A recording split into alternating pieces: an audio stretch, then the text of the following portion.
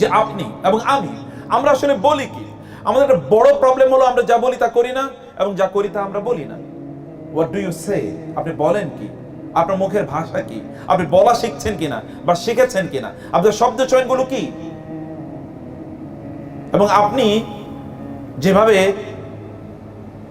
আপনার ভবিষ্যৎকে সাজাতে চান, সেই ক্ষেত্রে আপনি কার পরামর্শ নিয়ে আপনার ভবিষ্যৎটা সাজাচ্ছেন?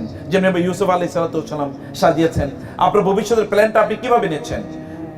এবং আপনি এই ভবিষ্যতের প্ল্যানটা নেয়ার ক্ষেত্রে আপনি খুবই ভালো দিনদার মানুষের কাছ থেকে পরামর্শ নিচ্ছেন কিনা, আর সেটা আপনি কিভাবে এক্সপ্রেস করছেন বা সেটা আপনি কিভাবে বর্ণনা করছেন, সেটা একবার দেখেন তো।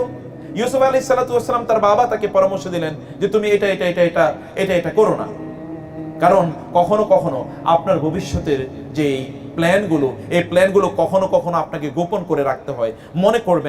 মনে রাখবেন, কখনো কখনো প্ল্যানগুলো কিছু কিছু জিনিস গোপন করে রাখা মানে হচ্ছে আপনি আপনার লক্ষ্যে পৌঁছানো। কারণ কখনো কখনো আপনার বিরুদ্ধে আপনার সবচেয়ে নিকটজন শত্রু হয়ে যেতে পারে।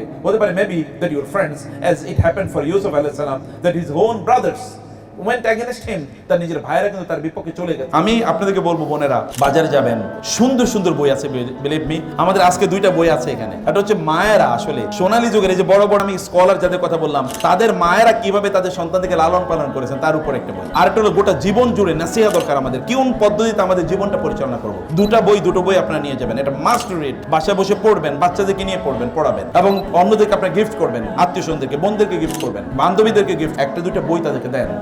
এটা হতে পারে আপনার বন্ধুরা, হতে পারে এমন হতে পারে যদি আপনি একেবারে ক্লোজ ফ্রেন্ড যদি না বানাতে পারেন, বা একেবারে যারা আল্লাহ সুবহানাহু ওয়া তাআলাকে ভয় করবে অথবা আল্লাহর জন্য আপনাকে ভালোবাসবে, এরকম বন্ধু যদি না বানাতে পারেন, তাহলে ওরকম প্রবলেমে কিন্তু আপনি নিজেও পড়ে যাবেন। হতে পারে সে হয়তো আপনাকে সিনেমার দিকে টেনে নিয়ে যাবে, আপনাকে হয়তো গানের দিকে টেনে নিয়ে যাবে, অথবা আপনাকে কথিত খেলাধুলা ইত্যাদির নামে যেগুলো রয়েছে, অর্থাৎ ধরুন যেগুলোর মধ্যে জুয়া রয়েছে, গ্যাম্বলিং রয়েছে, এগুলো দিকে হয়তো আপনাকে টেনে নিয়ে যাবে, কখনো কখনো ড্রাগের দিকে আপনাকে টেনে নিয়ে যেতে পারে, এরকম হতে পারে। ইউসুফ আলাইহিস সালামের ভাইয়েরা কি করেছেন? তারা যখন শুনেছেন তার এরকম একটা সম্ভাবনা আছে, তখন তারা তাকে হত্যা করার জন্য পরিকল্পনা করেছেন। মানুষকে কেবল ফিজিক্যালি মারা যায়, মানুষ তো স্পিরিচুয়ালি আরো অনেক অনেক অনেক আগে মারা যায়। আমাদের নেটের সহ ইউনিভার্সিটির ফ্রেন্ডদের একটা বড় প্রবলেম হলো যে মোস্ট অফ দেম আর, নেটের কথা বলছি না, অন্য জায়গার কথা বলছি, most of them are physically alive but spiritually dead. অনেকেই তারা শারীরিকভাবে তারা জীবিত, কিন্তু আধ্যাত্মিকভাবে তারা মৃত। আচ্ছা বলেন তো, আপনার আধ্যাত্মিকতা কতটুকু? ইউসুফ আলাইহিস সালাম স্বপ্নে দেখেছেন, আল্লাহ তাআলা তাকে স্বপ্নে দেখেছেন যে 11টি তারকা তাকে তাকে সেজদা করবে, এবং একটা চাঁদ এবং একটা সূর্য তাকে সেজদা করবে। ইউসুফ আলাইহিস সালাম এরকম স্বপ্নে দেখেছেন।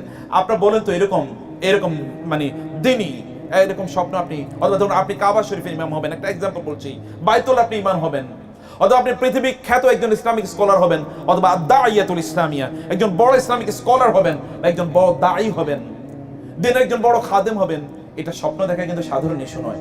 অথবা আপনি মানবতার সার্ভিস করবেন, মানুষের খেদমত করবেন, অথবা dream of becoming the president or the prime minister of Bangladesh, যে আপনি বাংলাদেশকে যত ধরনের প্রবলেম আছে এগুলো থেকে বের করার জন্য আপনি এরকম একটা স্বপ্ন দেখছেন। আপনি why don't you dream it? কেন আপনি স্বপ্ন দেখছেন না? এরকম একটা স্বপ্ন দেখার জন্য ওরকম বিশাল একজন ব্যক্তিত্ব নিজকে আগে থেকেই তৈরি করতে হয়। ইউসুফ আলাইহিস সালামের সাথে আল্লাহর সম্পর্ক নিশ্চয়ই ছোটবেলায় এরকম একটা সম্পর্ক তিনি ডেভেলপ করেছেন, যে তিনি এরকম স্বপ্নে দেখেছেন, আল্লাহ তাকে এরকম স্বপ্নে দেখিয়েছেন। আপনি জানেন স্বপ্ন 3 জায়গা থেকে আসে, কখনো কখনো আল্লাহর পক্ষ থেকে আসে, কখনো শয়তানের পক্ষ থেকে, কখনো আমরা যে সাবকনশিয়াস মাইন্ডে আমরা যা চিন্তা করি তা আমাদের আসে। ইউনিভার্সিটির ছাত্রদের বড় প্রবলেম হলো দে আর নট কানেক্টেড উইথ আল্লাহ। তারা আল্লাহর সাথে তাদের কোনো সম্পর্ক নাই, আল্লাহর সাথে সম্পর্ক নাই, অথবা আল্লাহর সাথে সম্পর্ক। নিটরের কথা আবার বলছি যে নিটর ইজ এক্সেপশনাল, কিন্তু অন্য বিশ্ববিদ্যালয়ের ছাত্রদের সাথে বা ছাত্রীদের সাথে বা ইয়াং জেনারের সাথে আল্লাহর সম্পর্ক ডেভেলপ করে না। গেট কানেক্টেড উইথ আল্লাহ। আল্লাহ সুবহানাহু ওয়া তাআলা ইজ দ্য পাওয়ার হাউস, লা হাওলা ওয়ালা কুওয়াতা ইল্লা বিল্লাহ। আপনি আল্লাহ সুবহানাহু ওয়া তাআলার ক্ষমতার দিকে একবার তাকান তো, আমরা কতটুকু মানুষ। যদি মহাকাশের মহাবিশ্বের দিকে একবার তাকান তো, সূর্যের দিকে একবার তাকান তো, এই সূর্য আমাদের চেয়ে কত লক্ষ গুণ বড়, কত কোটি 15 কোটি কিলোমিটার দূরে যদি সূর্য অবস্থান করে, তাহলে সূর্যটা কত বড় একবার চিন্তা করে দেখেন। আপনি এখান থেকে ছোট দেখতে পান, কিন্তু কত বড় এই সূর্য। এই সূর্য যে গ্যালাক্সিতে বসবাস করে, এই সূর্য যে গ্যালাক্সিতে মিল্কি ওয়েতে বসবাস করে, সেই মিল্কি ওয়েতে তো এরকম সৌরজগৎ আছে 200 বিলিয়ন থেকে 400 বিলিয়ন।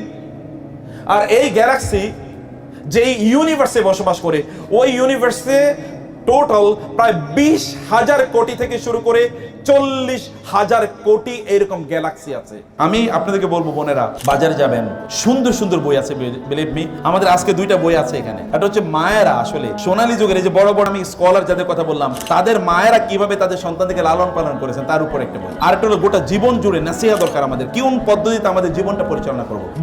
দুটো বই আপনারা নিয়ে যাবেন, এটা মাস্ট রিড। বাসায় বসে পড়বেন, বাচ্চাদেরকে নিয়ে পড়বেন, পড়াবেন, এবং অন্যদেরকে আপনারা গিফট করবেন, আত্মীয় স্বজনদেরকে, বোনদেরকে গিফট করবেন, বান্ধবীদেরকে গিফট, 1-2টা বই তাদেরকে দেন।